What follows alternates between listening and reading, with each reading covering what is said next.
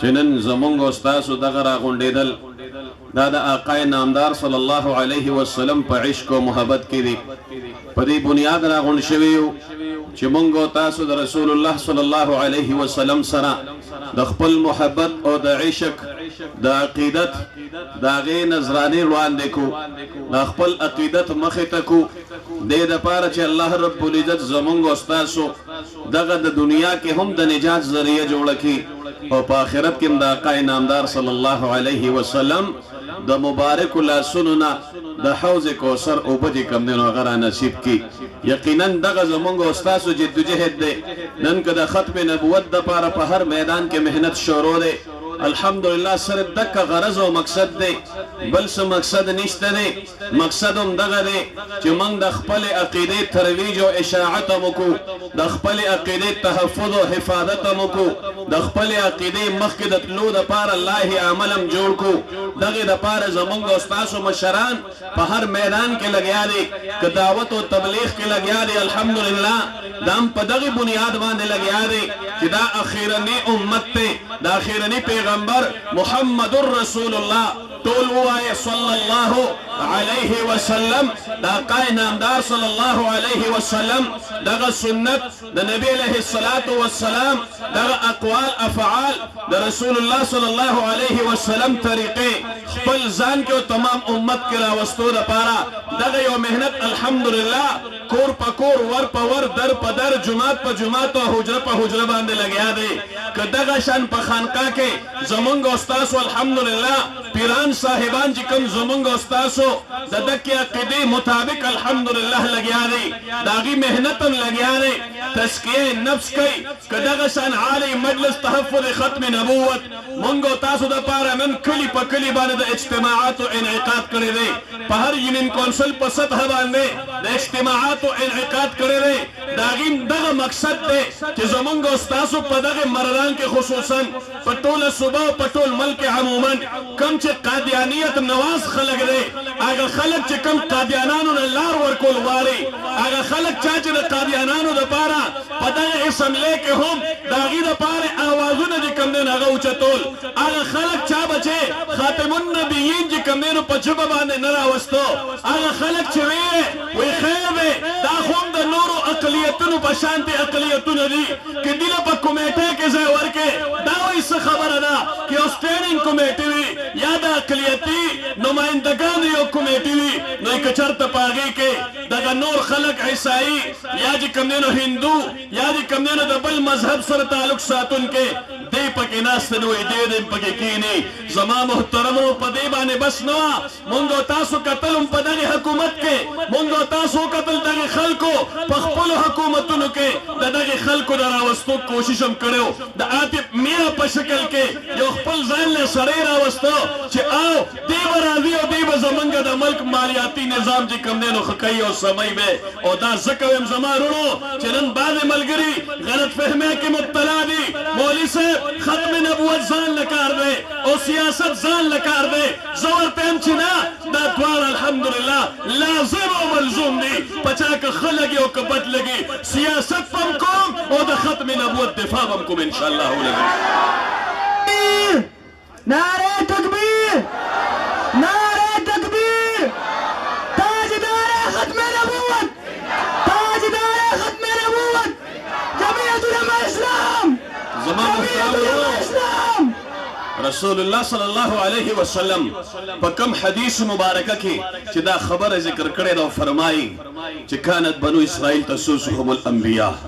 دې سره و فورا رسول الله صلی الله علیه وسلم فرمایي چې انا خاتم النبیین لا نبی بعدی، لا نبی بعدی. او بیا فرمایي چې دې نه پس په خلفای فیکثرون. رسول الله صلی الله علیه وسلم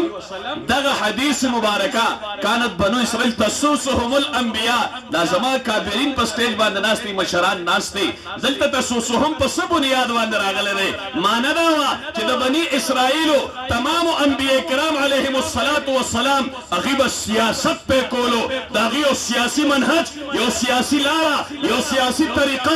او داغی پا بنیاد باندوے خلق لدعوت دا الوحیت اللہ تبارک و تعالی دا یو والد توحید و وحدانیت ورکولو دا خپل رسالت پہ ورکولو او بیا نبی علیہ السلام فرمائی چی زمان پس ذاخرنے پیغمبرم مانا بعد بل نبی دنیا تر اتلو والا نشتا دے بل نبی دنیا تر اتلو والا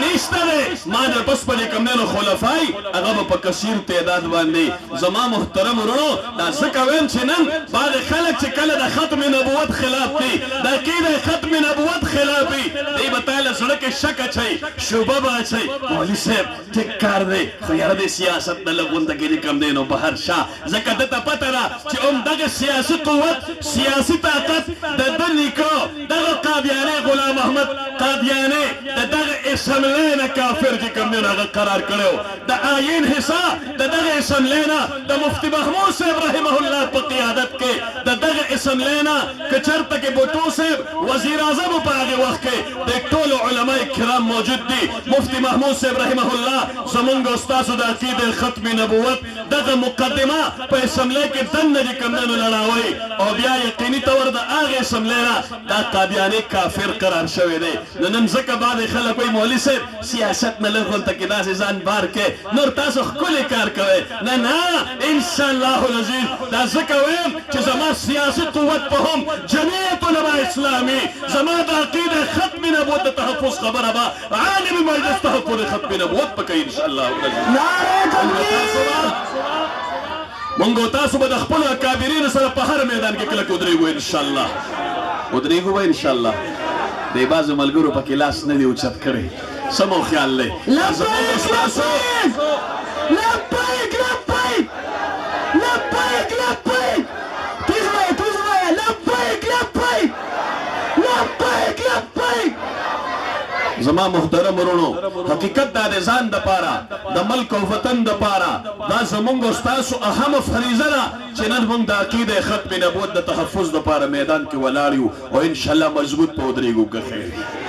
کلک په ودرېږو ان شاء الله ځکه بعد خلک په بل لار باندې پکې روانېږي زه هغې طرف ته نه ځم خو دونه قدرې ویم چې زمونږ استاسو د ختم نبوت د دفاع لپاره زما د اکابرین جماعت د هغې نوم سره لږ په زور کې ووایي عالمي مجلس تحفظ ختم نبوت دی کومو باندې زما د اکابرینو زمونږ د مشرانو د هغې دغه لاس ته دي په سر باندې پروت دی دغه زمونږ استاسو جماعت ځکه جمعیت علماء اسلام او عالم مجلس تحفظ ختم نبوت دا لازم او ملزوم دی انشاءالله څوک دا د یو بل نه جدا کولی نشي که خیري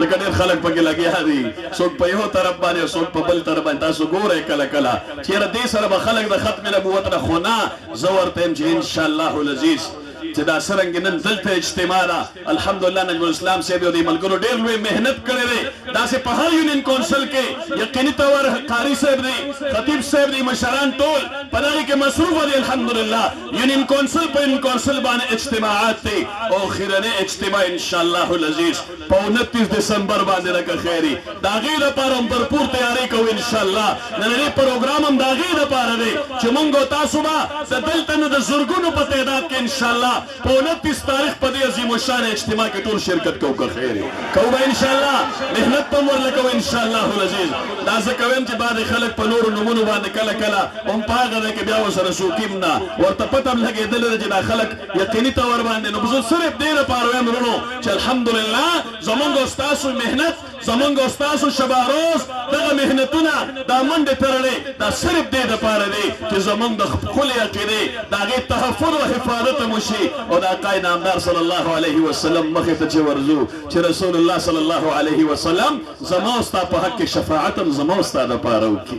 ځکه دې دپاره اکابرینو ډېر محنت کړی دی زمونږ مشرانو جیلونه د هغې صعوبتونه تکالیف تېر کړي دي څونه شهادتونه شوي دي 10,000 خلک صرف پاکستان کې عقیده ختم نبوت باندې دغه قادیانانو خلاف چې کله میدان عمل کیو زمونږ استاد ډیر کارکونان مشران په دې کې کوم نه شهادت ته رسیدلې دي هغه وخت کې حضرت مولانا محمد یوسف بن نوری صاحب رحمه الله او زمونږ استاد او کابرین حضرت مفتی محمود صاحب رحمه الله حضرت غلام الحزاروی صاحب رحمه الله دغه شانداغین روان دي تعالی شاه بخاری صاحب رحمه الله د ټولو کابرین او ډیر لوی مهنت ته زما محترم ورونو نن چې مونږ تاسو ته پاک او صفا سترا عقیده ملول الحمدلله د ختم نبوت دا د هغه اکابرینو جد و جهد دی او ان شاء الله العزیز موستانه پس راتلونکي نسل تبا مونږ تاسو ذمہواری دا په حیثیت مسلمان په حیثیت رسول الله صلی الله علیه وسلم د امتی چې د عقیده خپل راتلونکي نسل ته ان شاء الله منتقل کوو لکه خلق کله په یو شکل او کله په بل شکل عجیبه غونته کې لګي سړی ته چې دغه خلق د حکومتونو د پیسو په لالچونو په نورو سيزونو کې کوم نه اخته شي او د عقیده ختم نبوت د خلکو دغه توجه چې کوم نه هټاوي بل طرف ته نه اړي خو چې سونه هغه خلق نفرت پیدا کولو کوشش کوي موږ به د محبت د پیدا کولو کوشش کوو ان شاء الله العزیز دغه زمونږ استادو کار دی دغه زمونږ استادو مهنت دی بهرحال مشران تشریف فرماري خبر و ان شاء الله العزیز غیبه کوي د پدې خبر باندې اکتفا کو واخر دعوانا ان الحمد لله رب العالمين.